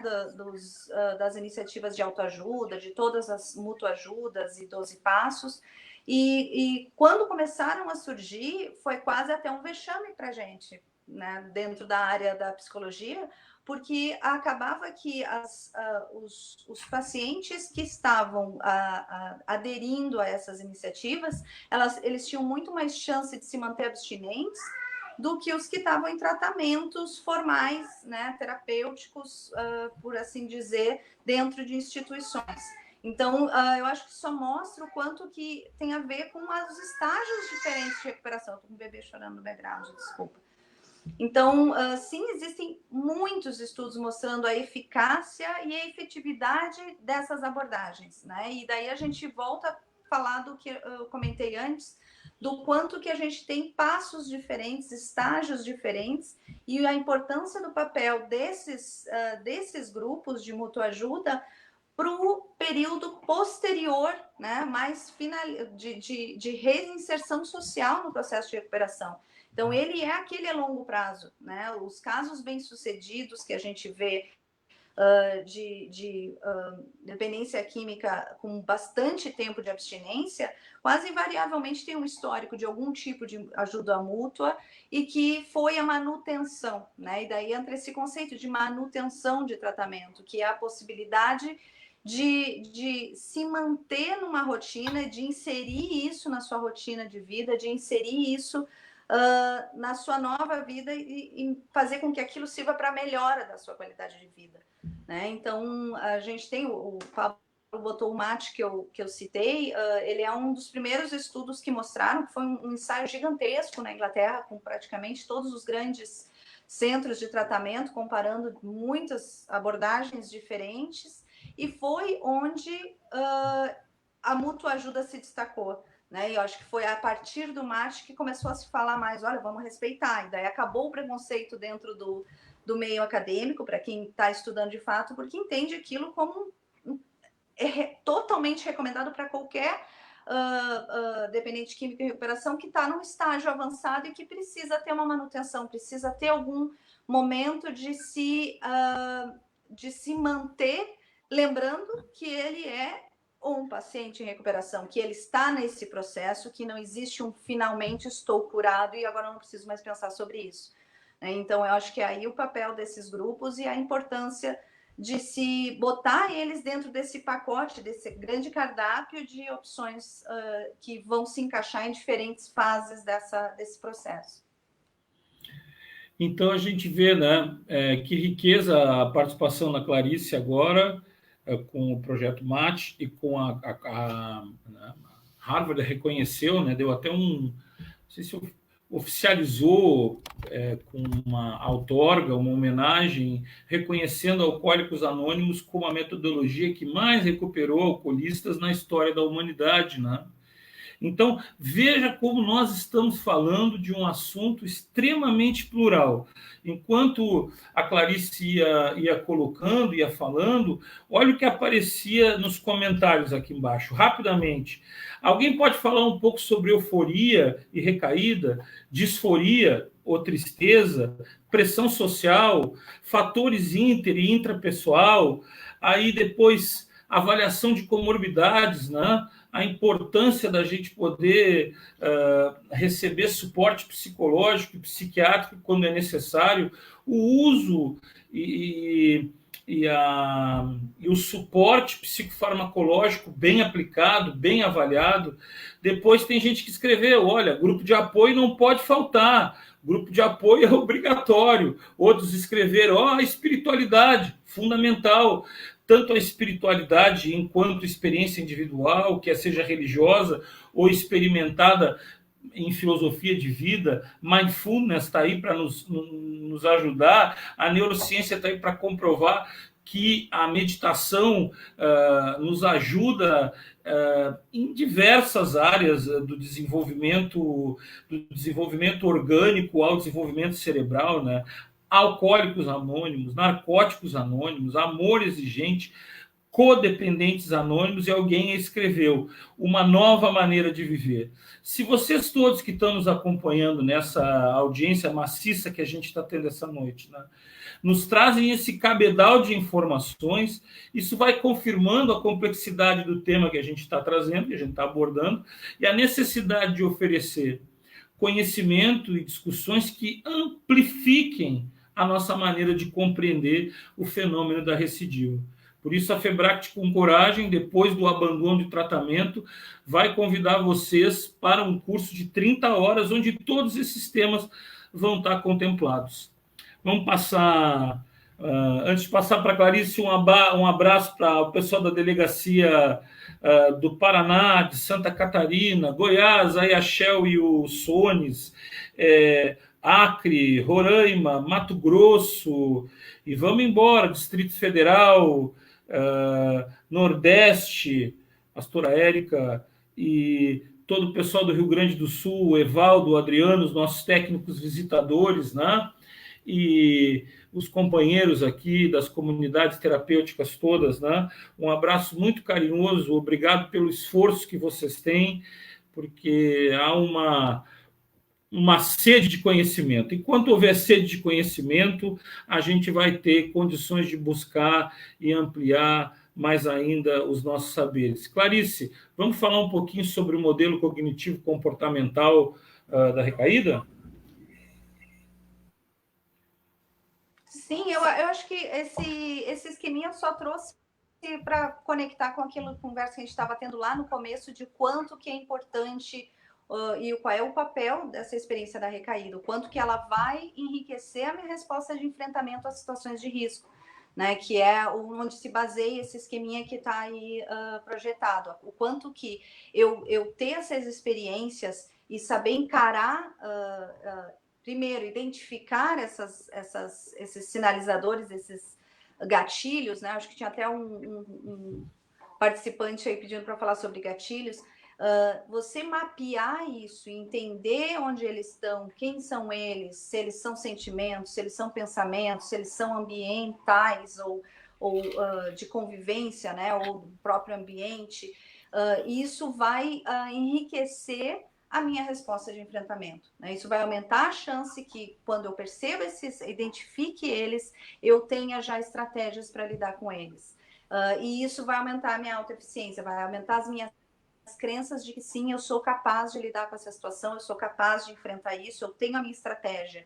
Quando, por exemplo, o meu risco e a minha situação de risco maior é um pensamento de que eu não consigo fazer nada, eu sou inútil, eu não sou bom o suficiente, ele é o meu alarme, né? Eu identifico isso, eu já vivi uma recaída que me ensinou isso, que foi uma situação que me trouxe essa sensação, esses pensamentos, foi o que fez eu recair, o quanto que isso vai me enriquecer as estratégias para poder lidar com aquilo, o quanto que isso vai sim impactar lá na minha chance de me manter limpo e de fazer com que aquela experiência não vire uma recaída, né? E o quanto que no momento que eu não tenho isso, e por isso que eu falei lá no comecinho que clinicamente, quando um paciente vem falando, não, eu sei que se eu resolver parar, eu nunca mais vou usar, e às vezes, olha, eu já até interrompi o uso e eu sei que eu não vou recair, eu nunca recaí, eu não vou recair. Isso é super preocupante, né? O quanto que a gente pensa, nossa, tem um caminho muito grande para andar aí, porque essa pessoa ela ainda nem sequer percebeu quais são os triggers, quais são esses gatilhos de chance de recair, como lidar com eles. Essa pessoa ela tem uma maleta de ferramentas muito pobre de estratégias de enfrentamento, né? Então, se ela se deparar a esses riscos, ela vai ter muita pouca chance de saber lidar com eles. Eu acho que tinha um comentário lá atrás falando de que existem essas técnicas de poder aprender com uma recaída sem precisar viver ela. Isso está cada vez mais sendo estudado, quanto que é possível através de exercícios, até usando o mindfulness junto, agregado a isso, de gerar uma fissura, de gerar um momento de risco e, ao mesmo tempo, usar aquilo já naquele momento, naquela hipótese, treinar as habilidades para que haja um enfrentamento. Então, a gente sabe que o quanto que a resolução de problemas na cabeça do ser humano, ela funciona na experiência, né? Mesmo que essa experiência seja hipotética. Então, o modelo cognitivo, ele considera isso, o quanto que é importante, essas experiências são importantes para que eu aumente o meu cabedal de estratégias de enfrentamento e me sinta capaz de lidar com situações de risco, né? O quanto que isso vai aumentar a chance de eu me manter abstinente por mais tempo. O Pablo, lá no começo, me pediu estatísticas de quem consegue ficar mais abstinente, quais são as proporções disso na população.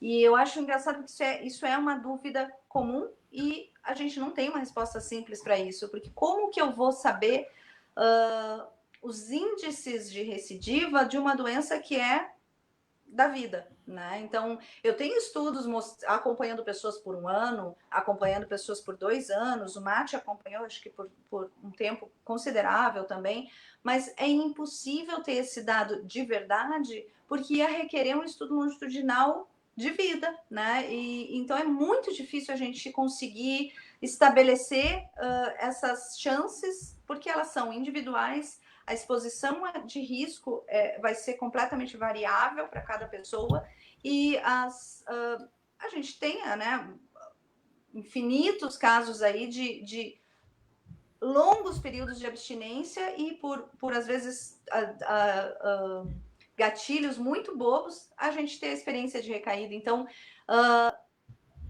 eu acho que saber esses números não é o caminho, né? Não é o jeito que a gente vai lidar, principalmente pensando em quem está ali com a mão na massa, tratando com o paciente, para quem está em comunidade terapêutica, lidando com acolhidos, e principalmente para quem está vivendo essa experiência. Eu acho que ficar pensando, será que eu estou nos 10% da população ou será que eu estou nos 90%? Será que eu vou estar nessa fase nos 40%? Eu acho que essa visão... olha que eu trabalho com estatística, mas eu odeio trazer esse tipo de informação porque ela não contribui em nada, né? Porque ela não vai acrescentar nem para quem está tratando e nem para quem está recebendo o tratamento, entender essas proporções. Porque cada caso vai ser um caso, né? A gente tem essa doença extremamente complexa que não vai ser como...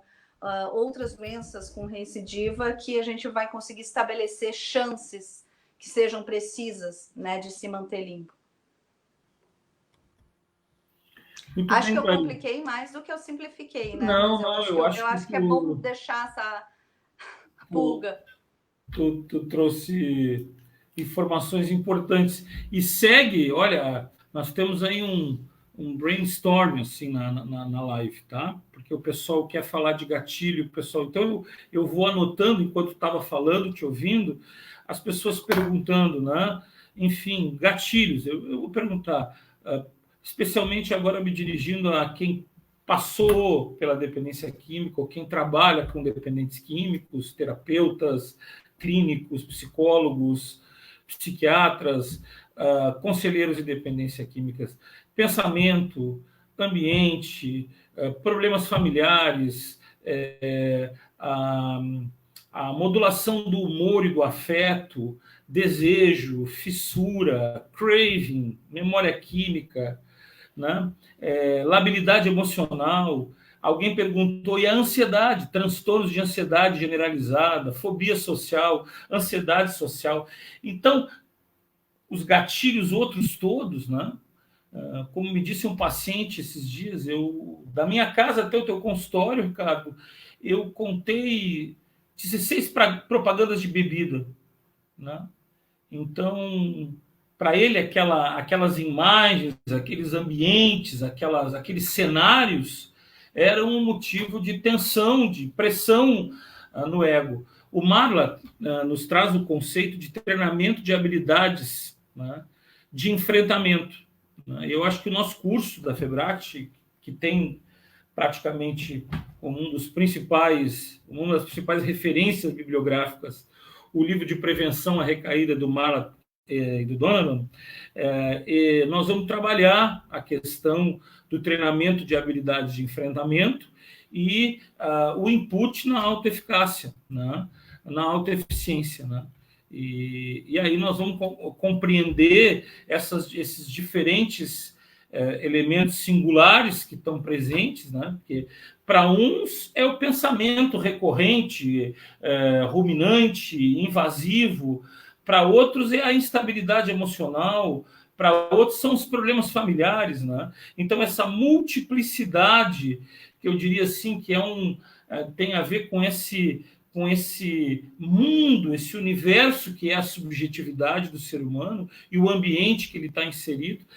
Eu acho que o curso da Febract e os autores que embasam esse curso, apesar de eu ter dito que a minha formação é psicanalítica, eu fiz WP, também tenho a formação em cognitivo comportamental, a gente vem pensando um curso muito voltado para esse modelo cognitivo comportamental, que pode ser aproveitado por todos, né? Então, familiares, o pessoal que trabalha com mútua ajuda, as comunidades terapêuticas, os próprios dependentes químicos em recuperação vão se beneficiar muito. Os gatilhos todos, que são diferentes para cada dependente químico, eles vão ser encarados a partir dessa percepção com o treinamento das habilidades de enfrentamento. Aí, voltando para o Marla e o Donovan, né, a gente agora vai partindo mais, né, Clarice, para aquilo que nos motiva a essa discussão, que é a prevenção à recaída. Num primeiro momento, ela tem proporcionado uma importante estrutura para os indivíduos se organizarem de forma singular, né? Com recursos cognitivos, comportamentais, ambientais, com ferramentas concretas e úteis, a fim de navegarem nas águas agitadas da manutenção da mudança de comportamento e da abstinência. Eu achei esse pensamento um pensamento interessante, né?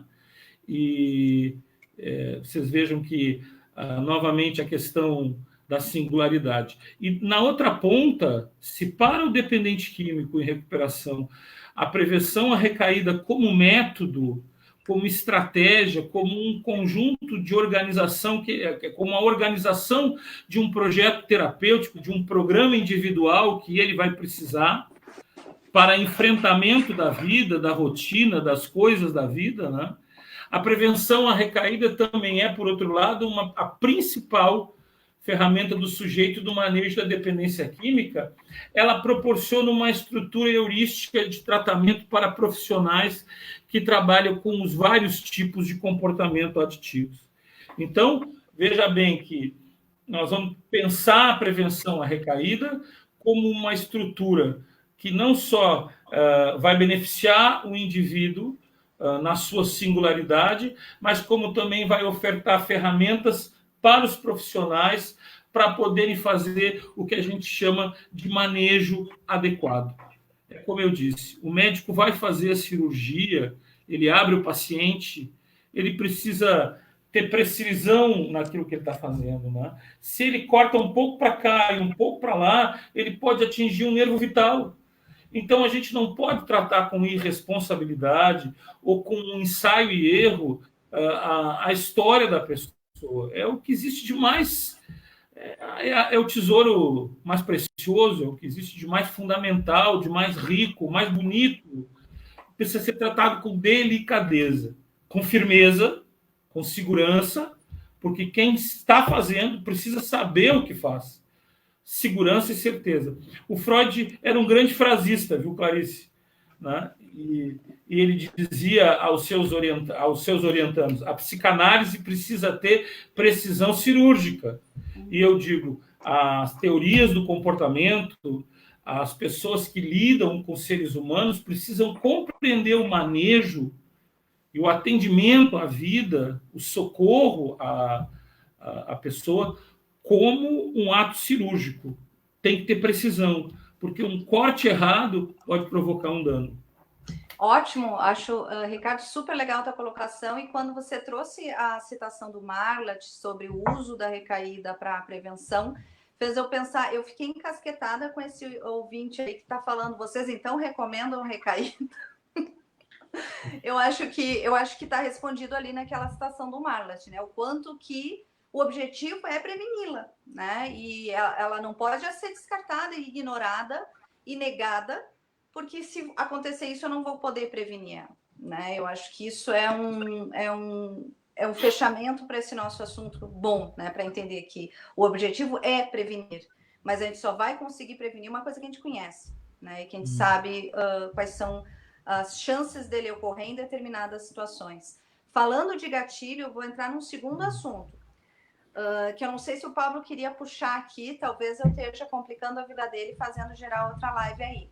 Mas o quanto que a gente está vivendo um grande gatilho, né? O que é essa pandemia, o que é essa situação de isolamento social, que a gente sabe que a ansiedade, mesmo quem não tem a comorbidade, né, o diagnóstico de um transtorno de ansiedade, a gente está vivendo um momento de extrema ansiedade, né? Quem não está ansioso com o que a gente está vivendo tem algum problema maior, né? Então a gente está vivendo um grande gatilho, né? A gente ligar a TV e ver o desespero que é mundial de tudo que está acontecendo, essa angústia de não poder sair abraçando quem a gente gosta e vendo as pessoas, isolamento social, tudo isso, o quanto que a gente está precisando com todas as forças gerar recursos para todos esses dependentes químicos que estão vivendo tudo isso ainda com um risco gigante de recaída por ter esse grande gatilho.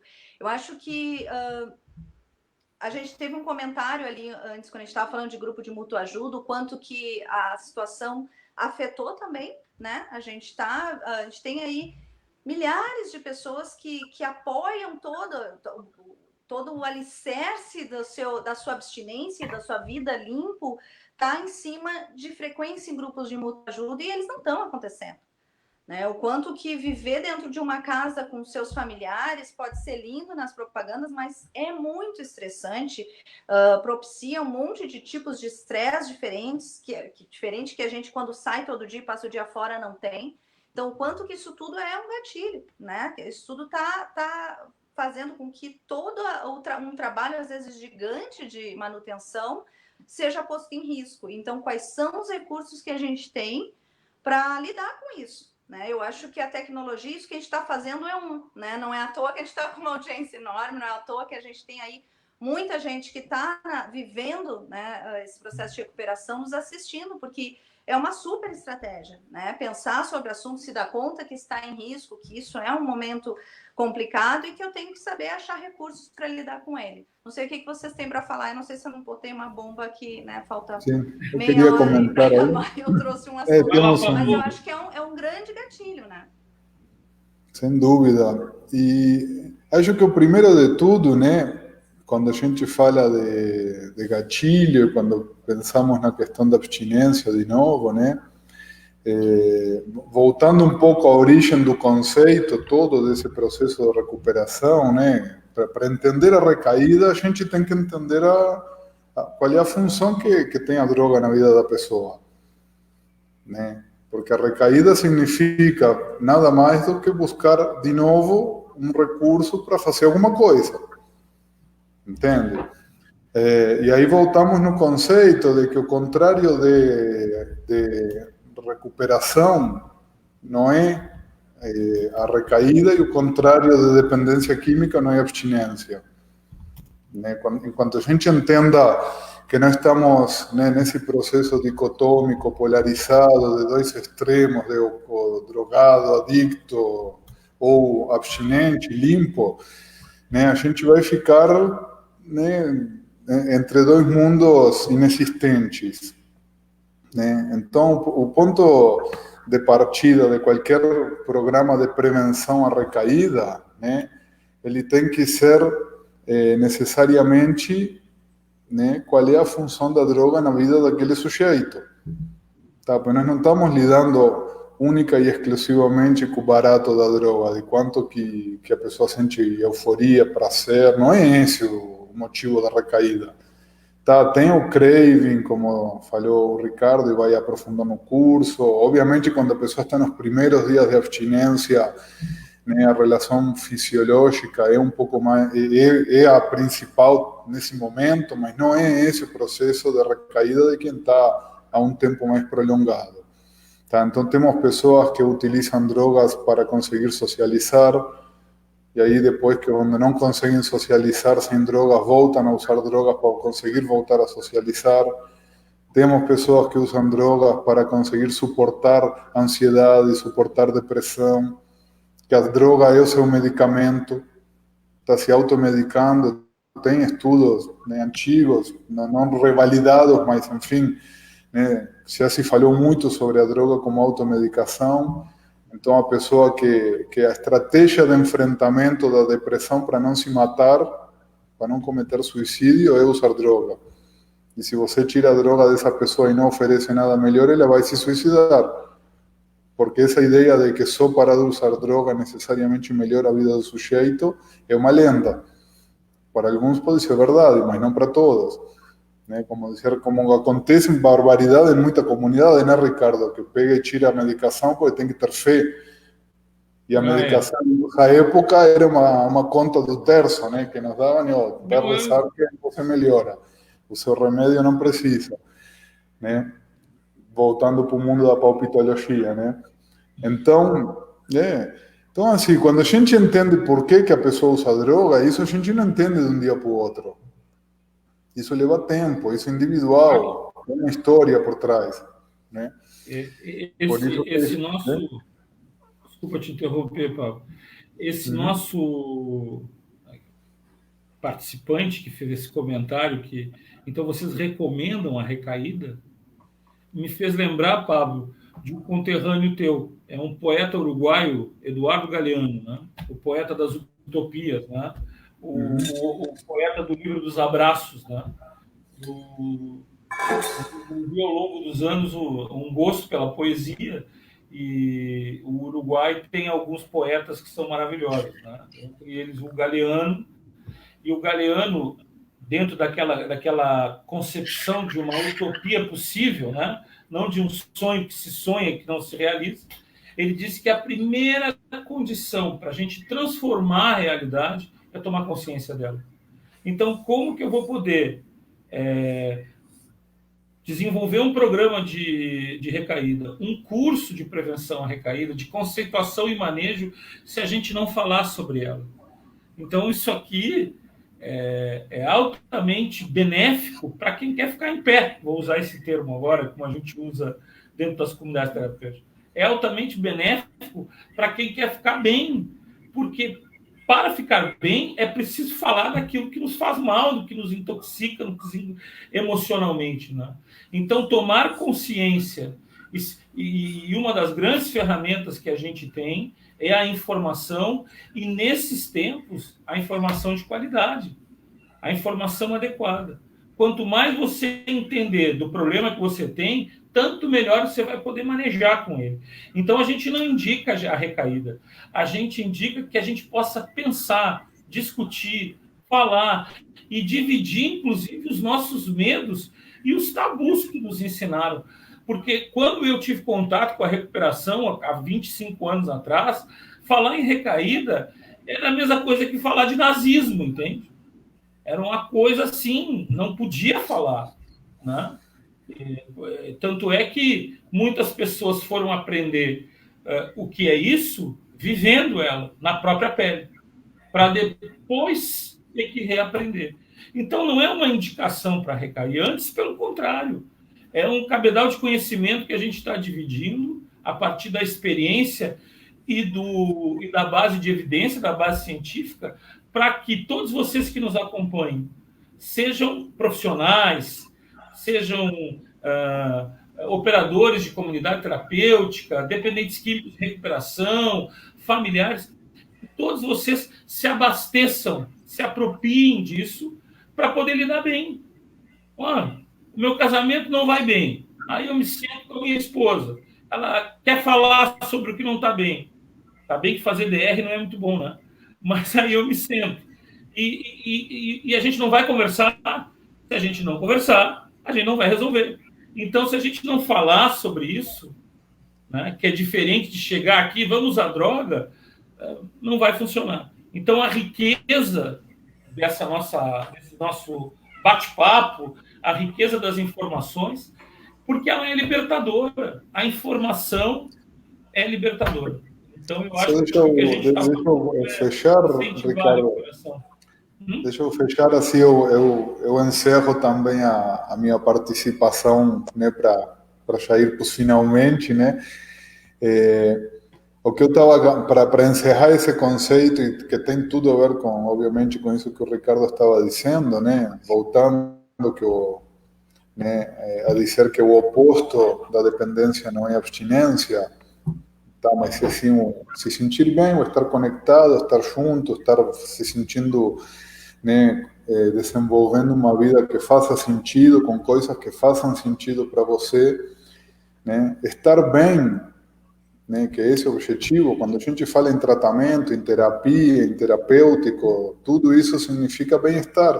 Tudo aborda o conceito de se sentir bem, né? É bem simples. Quanto melhor a pessoa esteja, menos chance tem de recair. Isso talvez seja, né, a curva mais, né, padrão de todas, né? Então a pessoa que está bem não recai. E se recaiu, é porque caiu a máscara. Não estava bem de verdade. Estava se fazendo, como dizem lá nos gaúchos, né? Tá? Não é. Só que uma pessoa que está bem, uma pessoa que se sente bem, uma pessoa que tem uma vida com significado, que tem objetivos, como mostramos naquilo que o Marlon coloca, né, na prevenção da recaída, essa pessoa pode ter situações de consumo, mas ela não volta àquele estágio anterior, porque ela desenvolveu recursos que não vai fazer com que ela volte lá, ela vai ter de onde se agarrar, ela sabe como é estar bem, ela vai procurar ajuda rápida. Então, aquela pessoa que teve uma recaída, né, e voltou, né, em um mês, menos de um mês, procurar ajuda, nossa, deu certo. A última vez ficou 10 anos usando droga, agora ficou 15 dias. Isso não conta? Isso não é uma diferença no processo? Ficar 10 anos usando e ficar uma semana só? Isso tem que ser contabilizado na própria vida e no tratamento como um ganho, né? De que a pessoa teve um ganho importantíssimo, porque em vez de permanecer anos, meses no consumo, permaneceu dias. E se a pessoa não procura ajuda antes, muitas vezes é pela incapacidade da equipe de ajudar, pelo julgamento, pela punição que tem quando a pessoa pede ajuda.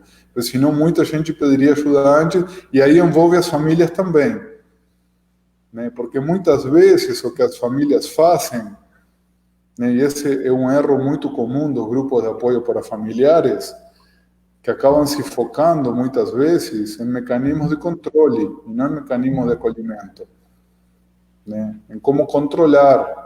Aí vai para um grupo que vai escutar que não pode dar o carro, não pode dar dinheiro, não pode dar o telefone, não pode deixar sair, não pode. Cadê a autoeficácia? Então, e cadê a autoeficácia? Então, o processo todo significa continuar controlando a vida do outro para que a pessoa continue não fazendo por si mesma. Então, isso não é uma vida com significado.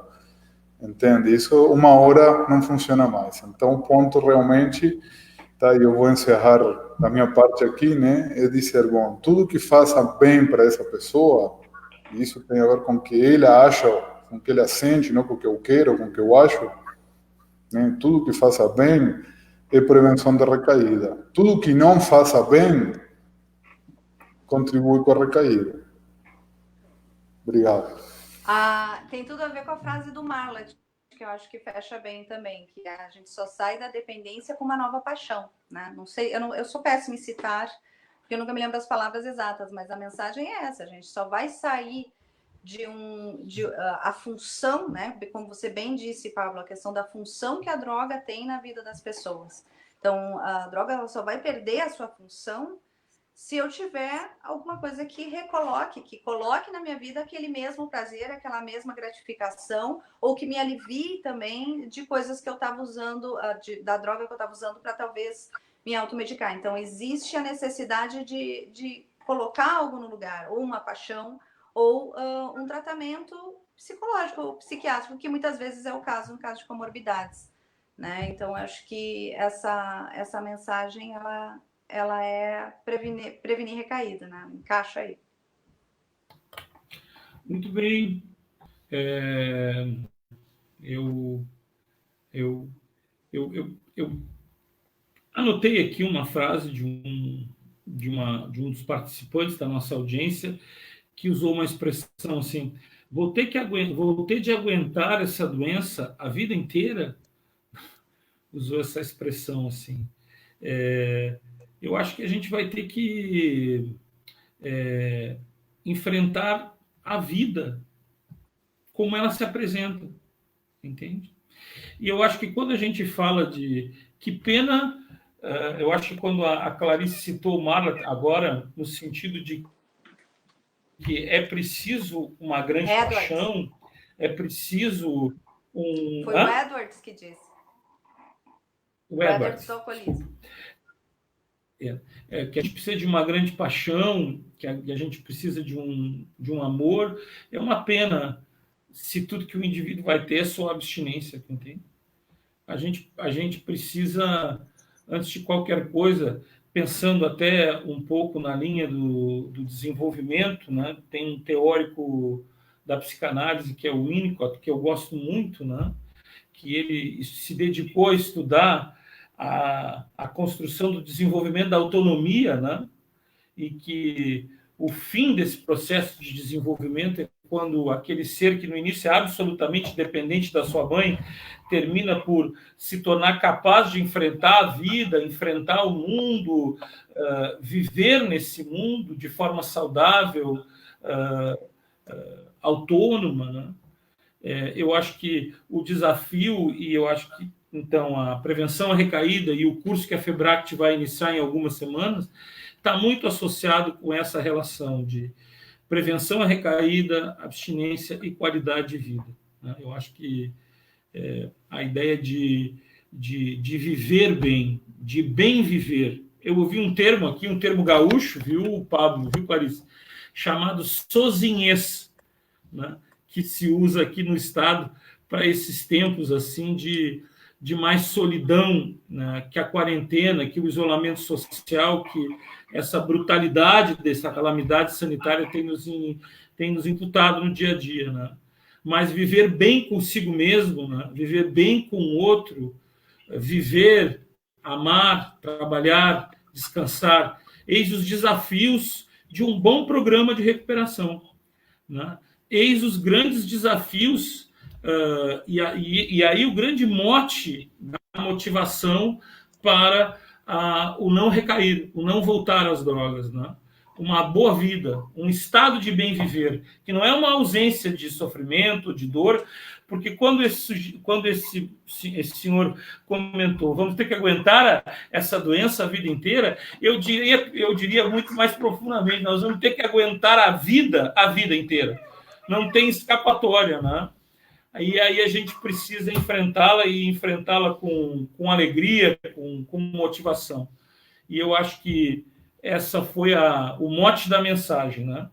A prevenção à recaída, a conceituação da recidiva, o manejo para que o objetivo último seja aquele conceito de sobriedade que o Padre Haroldo nos falou, né? Que é um estado de bem viver, é um estado de sozinhez, né? Que é uma solidão agradável, onde eu aprendi a viver comigo e, consequentemente, estou melhor conectado com o ambiente onde eu vivo. Eu acho que esse é o nosso desafio e acho que, nesse sentido, Clarice, tu enriqueceu demais a nossa noite hoje aqui. É muito gostoso te ouvir.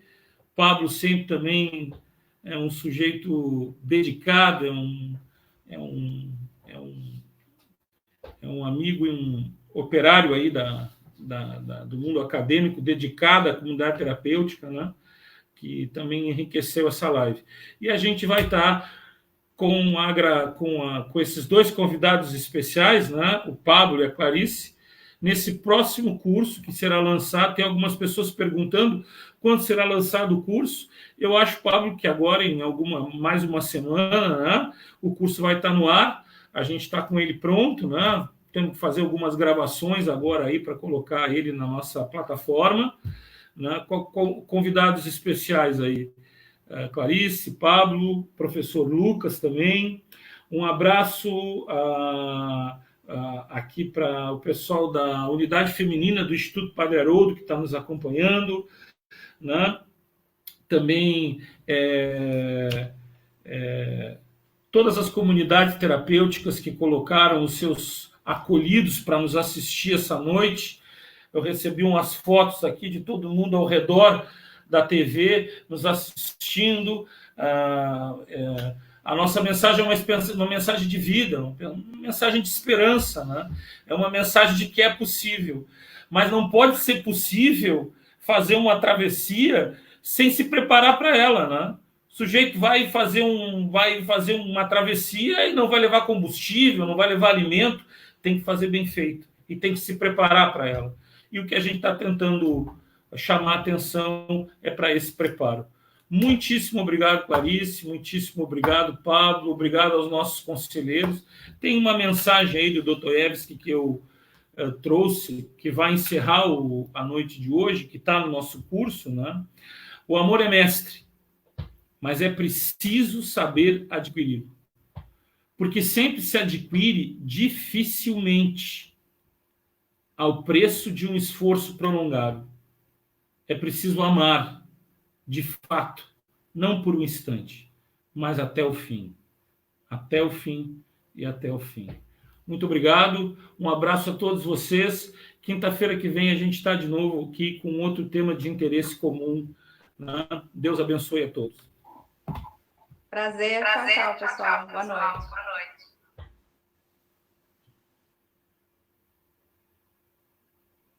Tirou do ar?